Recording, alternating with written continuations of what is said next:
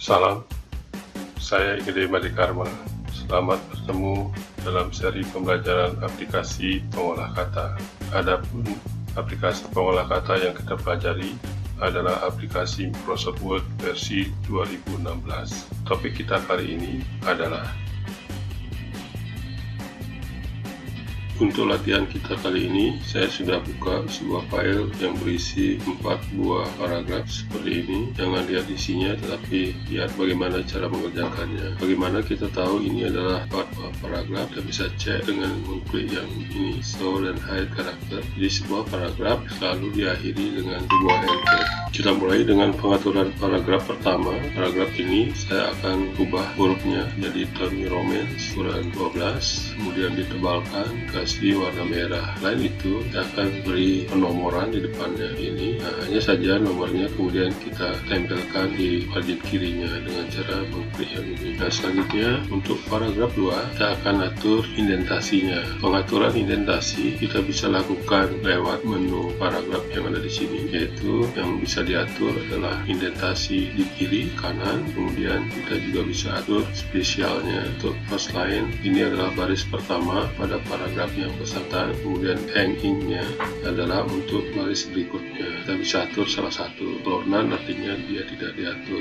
Kita coba atur yang di sini, katakanlah misalnya left-nya 1 cm, kemudian right-nya juga 1 cm, kemudian first line-nya adalah 1 cm juga. Nah, kita lihat apa yang akan terjadi pada paragraf ini setelah kita tekan OK. Nah, seperti ini tampilannya bergeser ke kanan. Kemudian kalau kita cermati di penggaris di sini, maka lambang atau tanda tadi akan berganti menjadi seperti ini. Ini menunjukkan first line-nya, ini adalah menunjukkan indentasi di kirinya, sedangkan yang di sini kanan adalah indentasi kanannya. Perubahan posisi lambang-lambang ini secara tidak langsung mengindikasikan bahwa kita bisa menentukan posisi indentasi dengan cara menggeser-geser lambang-lambang ini. Pertanyaannya, bagaimana cara menggesernya? Kalau kita ingin mengatur first line, tinggal digeser gambar yang ada di atasnya ke kiri atau ke kanan, maka dia otomatis menggeser baris pertama di paragraf itu. Kemudian kalau kita ingin menggeser left indentnya, tinggal geser yang bawah itu. Dan kalau kita ingin menggeser keduanya sekaligus, tinggal klik drag and drop yang di bawah ini. Kita biarkan begini, kemudian kita rubah tampilan paragraf ini menjadi justify. Oke, sekarang kita lanjut ke paragraf berikutnya. Kalau paragraf ketiga, tulisan bounding box ini kita mau atur tampilannya sama seperti paragraf pertama ini, maka kita bisa lakukan dengan cara seperti yang sudah kita lakukan tadi,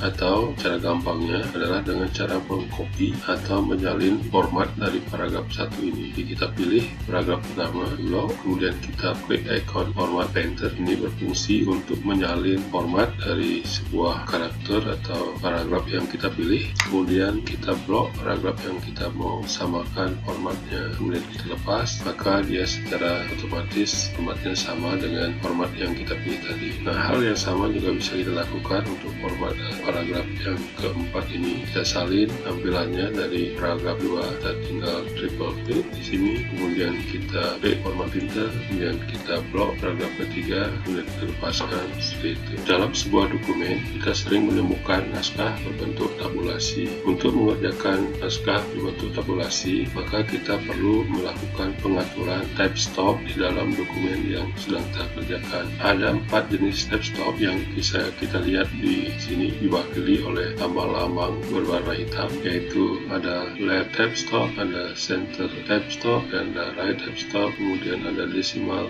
type stop. Nah, pengaturan dilakukan dengan cara memilih type stop di sini, kemudian tempatkan di lokasi penggaris ini dengan cara mengkliknya. Di sini sudah disiapkan ada 4 buah type stop, yaitu left, center, right, dan decimal, serta di ujung ini ada bar. Nah, sesuai dengan namanya type stop, maka dia berfungsi memberhentikan kursor jika kita menekan tombol tab. Kemudian untuk type stop berdampak seperti itu, center seperti itu, right seperti itu, dan untuk decimal seperti itu. Kemudian saya coba lagi Oke, jadi itu berdampak pada pengetikan rata di kiri, untuk yang center tengah-tengah, untuk yang right rata kanan, sedangkan untuk desimal itu berfungsi untuk mengatur tampilan desimal, di mana yang kita ketikkan itu desimalnya akan lurus. Perlu diketahui pengaturan tab stop ini berlaku sejak ditetapkan sampai ke bawah, sampai diubah atau dihapus. Untuk menghapus pengaturan tab stop, caranya tinggal drag drop ke bawah seperti ini. Untuk memberi garis, kita tinggal lakukan dengan cara memblok, kemudian kita tambahkan border, kita pilih button, kemudian home, kemudian ditambah satu lagi yang inside border. Nah, perlu diperhatikan border ini mulai dibuat dari batas kiri, jadi kalau kita ingin menggesernya, tinggal geser batas kirinya, kemudian sampai batas kanan. Ini pun kalau tidak diinginkan, tinggal geser ke kiri. Baik, pengaturan tab stop selain dengan cara yang tadi, kita juga bisa lakukan melalui menu paragraf ini. Di bagian bawah sini ada tombol tab, ya kalau kita klik akan muncul pengaturan tab stop seperti ini. Di bagian kiri ini masih kosong, artinya kita belum menentukan tab stop. Untuk men-setting tab stop, tinggal kita ketikkan di sini posisinya di mana, di angka 3, kemudian kita pilih alignmentnya apa, jenis tab stopnya apa, left, center, right, decimal atau bar. Kita pilih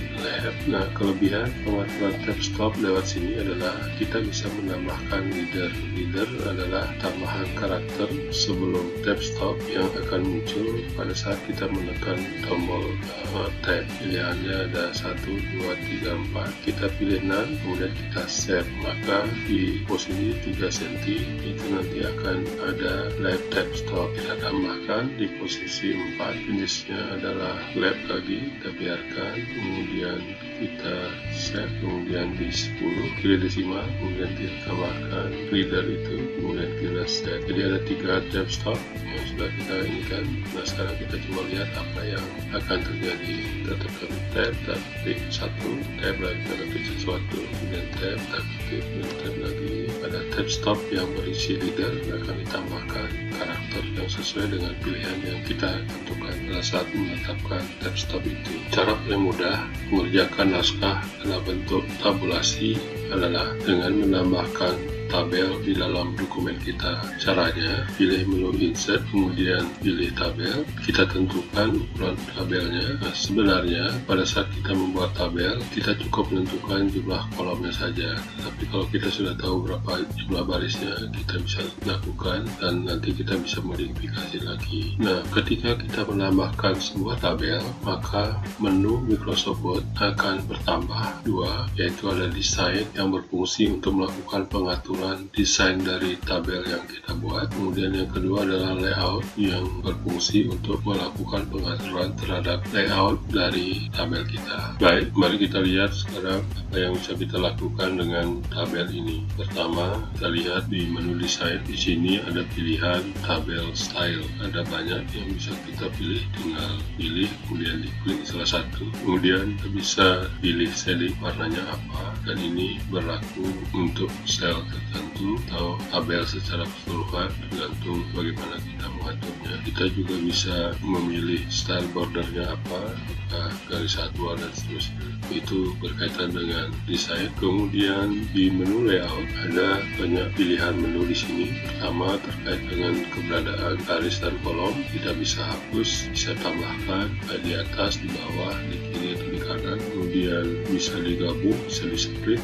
Misalnya kita ambil contoh dua baris ini kita mau gabung, tadi akan menjadi satu sel. Kemudian sel ini kita mau split, misalnya kita split dia menjadi 2 kolom dan 2 baris. Itu dia ada dua kolom, 2 baris. Nah, tentu saja perubahan yang kita lakukan ini juga berdampak pada ukuran dari sel yang lainnya. Kemudian kita bisa atur size-nya, kita tentukan di sini mau lebar berapa, tingginya berapa.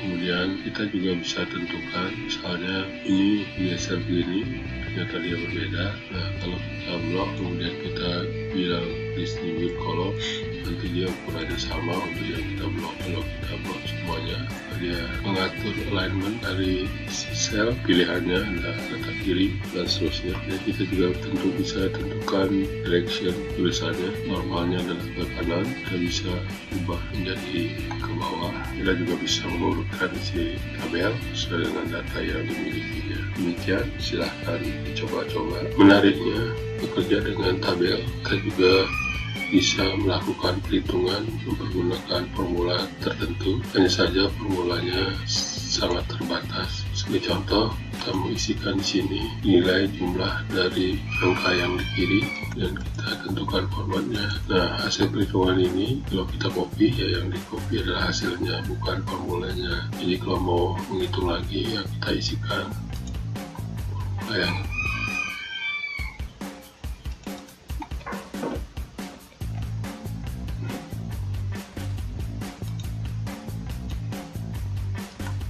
demikian latihan kita kali ini, semoga ada manfaatnya. Bila berkenan, mohon di like dan di subscribe. Terima kasih dan sampai ketemu pada sesi latihan berikutnya.